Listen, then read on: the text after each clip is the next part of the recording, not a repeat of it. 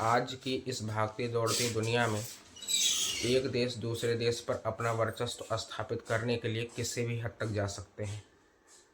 जैसा कि भी हाल के दिनों में आपने देखा होगा कि अमेरिका ने कई सारे देशों पर अटैक करके उनके राजनीति, उनकी सांस्कृतिक, उनकी आर्थिक स्थिति को बिगाड़ने में कोई कोर कसर नहीं छोड़ी है।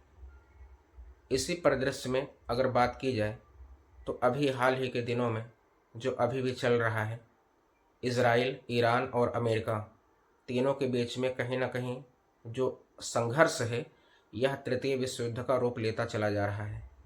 तो क्या यह तृतीय विश्व युद्ध का रूप जो आने वाले समय में हो सकता है, क्या वास्तव में यह दुश्मनी इन तीनों देशों की इतनी आगे बढ़ चुकी है कि जिससे जनमानस में होने वाली आर्थिक स्थिति का नुकसान के बारे में सारे देश सोच भी नहीं रहे हैं? क्या इनकी दुश्मनी इतनी आगे बढ़ चुकी है कि इस दुश्मनी को कम नहीं किया जा सकता या ख़त्म नहीं किया जा सकता? क्या दोस्ती या दुश्मनी बहुत पुरानी रही है? आइए इसी बात को समझने के लिए कुछ बातों को आपको बताने का प्रयास करते हैं जो इतिहास के पन्नों में कहीं ना कहीं दब चुकी हैं या फिर मीडिया के बड़े बड़े प्लेटफार्मों पर आपको बताई नहीं जाती हैं।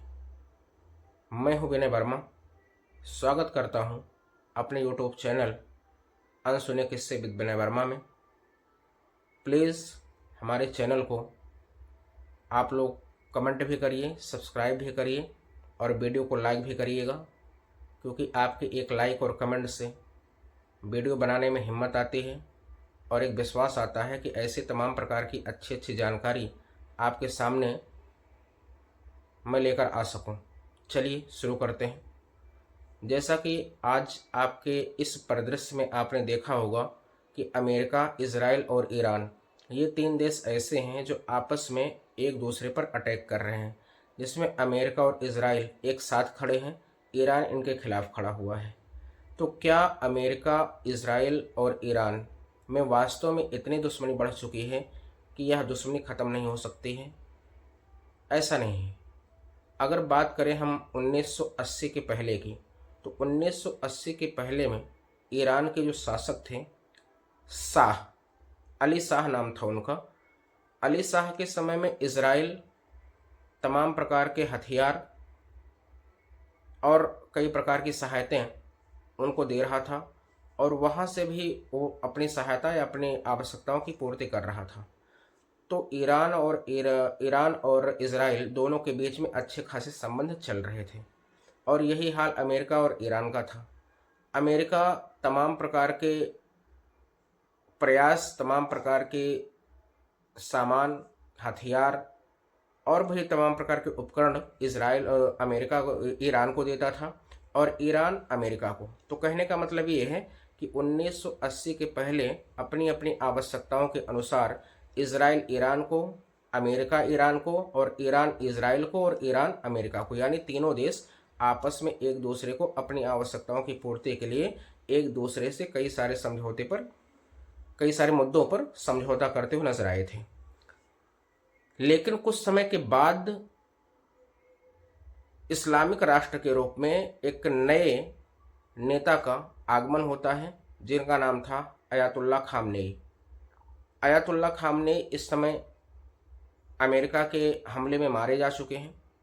जब 1980 के आसपास में अयातुल्ला खामनेई ईरान में एंट्री की राजनैतिक कैरियर के रूप में, तो उन्होंने ईरान को इस्लामिक राष्ट्र घोषित कर दिया। इस्लामिक राष्ट्र घोषित होने के बाद धीरे धीरे करके जो संबंध अमेरिका, इज़राइल और ईरान के बीच में बने हुए थे, वह संबंध धीरे धीरे करके कम होने लगे, या फिर ये समझिए विश्वास तीनों का आपस में कम होना शुरू हो गया। इसके बाद कुछ समय और बीतता चला गया। धीरे धीरे करके ईरान ने, खासकर अयातुल्ला खामनेई ने, इज़राइल को राज्य या राष्ट्र के रूप में देखने या मान्यता देने से इनकार कर दिया। उन्होंने कहा कि हम इज़राइल को एक राष्ट्र या देश के रूप में मान्यता नहीं दे सकते, जिसके लिए इज़राइल पूरी तरह से भड़क गया। उसने कहा ऐसे कैसे आप कर सकते हैं कि हम अपने आप में स्वतंत्र देश हैं, स्वतंत्र राष्ट्र हैं, आप कौन होते हैं हमको मान्यता देने वाले या ना देने वाले? इसी बात को लेके इज़राइल और ईरान, इन दोनों में टकराव आगे हो गया। यही कहानी कहीं न कहीं अमेरिका की थी। अमेरिका भी समय के साथ-साथ ये आरोप लगाता चला आया ईरान के ऊपर कि ईरान कहीं न कहीं आतंकवाद को बढ़ावा देता है। पश्चिमी एशिया में कहीं न कहीं और सारे देशों के लिए ईरान खतरनाक है। ईरान आतंकवादी को बढ़ावा देता है। ईरान परमाणु हथियार बनाने की कोशिश कर रहा है।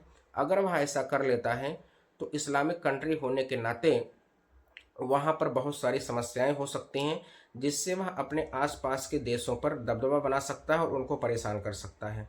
इन्हीं सारे मुद्दों को देखते हुए धीरे धीरे करके एक वैचारिक स्थिति जब तक इन लोगों की बन सकी आपस में, तब तक उन्होंने बनाने का प्रयास किया। लेकिन समय के साथ अयातुल्ला खामनेई किसी भी प्रेशर में, चाहे वो अमेरिका हो चाहे वो इज़राइल हो, इसके प्रेशर में कभी वो आने के मूड में दिखे नहीं। जिस बात को लेकर अंततः इज़राइल और अमेरिका ने यह फैसला किया कि कहीं ना कहीं अगर ईरान परमाणु बम या परमाणु हथियार बना लेता है तो आने वाले समय में सबसे बड़ा नुकसान इज़राइल को होगा। और इज़राइल, चूँकि अमेरिका इज़राइल का सपोर्ट करता है, इसलिए इज़राइल और अमेरिका इन दोनों की टेंशन बढ़ती चली जा रही थी, जिसे रोकने के लिए कि ईरान परमाणु हथियार ना बना सके। और इस बात को तमाम प्रकार के प्रूफों और सबूतों के आधार पर या उनके जो स्रोत हैं उन स्रोतों के आधार पर प्रयास किया गया कि ईरान को इस हरकत से हर कंडीशन पर रोकना है। और ईरान हर कंडीशन पर यह चाहता था कि हम परमाणु हथियार बना सकें। इसी बात को लेकर तीनों देशों में आपस में एक दूसरे में कहीं ना कहीं कहासुनी हुई। कहासुनी से बातें जब तक आगे नहीं बढ़ पाईं और आगे में किसी प्रकार का समझौता नहीं हुआ, और आने वाले कुछ दिनों में खासकर 26 से 28 फरवरी के बीच में अमेरिका, ईरान और इज़राइल कथित तौर पर इन तीनों देशों के बीच में युद्ध स्तर पर कहीं ना कहीं अटैक होने शुरू हो गए हैं। और आज लगभग 7 मार्च हो चुका है और अभी भी किसी भी स्तर पर ना ईरान झुक रहा है, ना इज़राइल और अमेरिका झुक रहे हैं।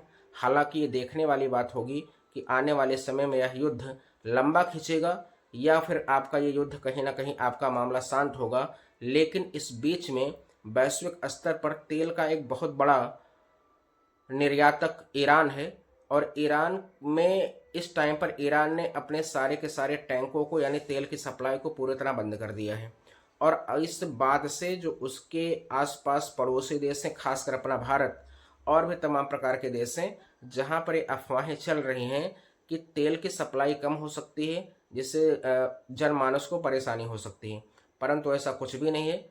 हमें अपने भारत सरकार पर पूरी तरह से विश्वास है। किसी भी समस्या से हमारी सरकार हमको बाहर निकाल लेगी।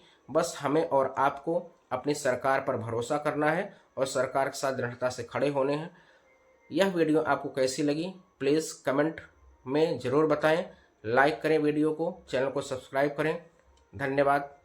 Thank you. नमस्कार।